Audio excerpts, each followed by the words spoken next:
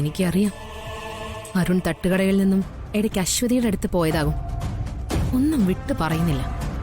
ആകെയും ശ്യാമയും അരുൺ ഒത്താശയാ.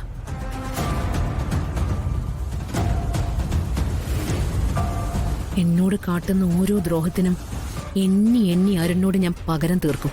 നോക്കിക്കോ.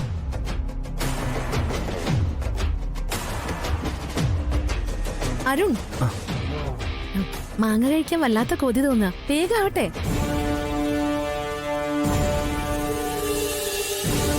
പാവം എന്റെ ശ്രീകുട്ടി മോള്. എന്നെ കാണാതെ അവൾ ഒരുപാട് വിഷമിക്കുന്നുണ്ടാവും. അഭിയും അതെ. പക്ഷെ ആ വിഷമം അഭി പുറത്ത് കാണിക്കാത്ത.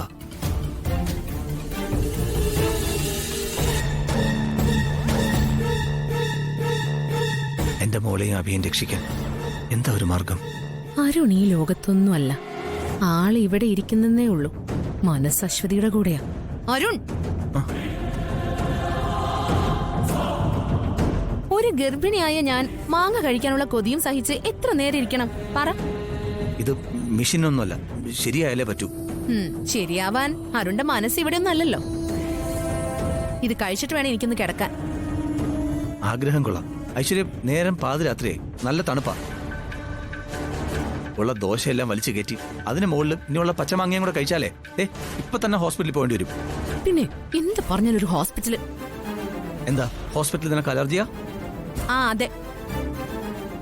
വെറുതെ ഓരോന്ന് പറയാതെ വേഗം മാങ്ങിയെടുക്ക്.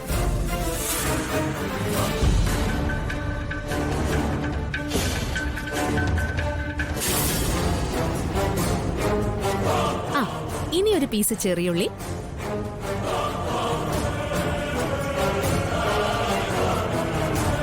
പിന്നെ മുളക്.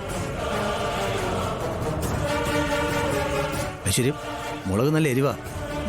അരുൺ ഇങ്ങ് തന്നാ മതി.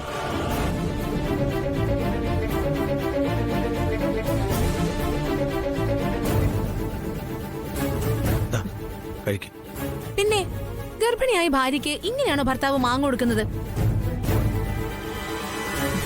അരുൺ, അതൊന്ന് സ്നേഹമായിട്ട് തന്നേ. ആ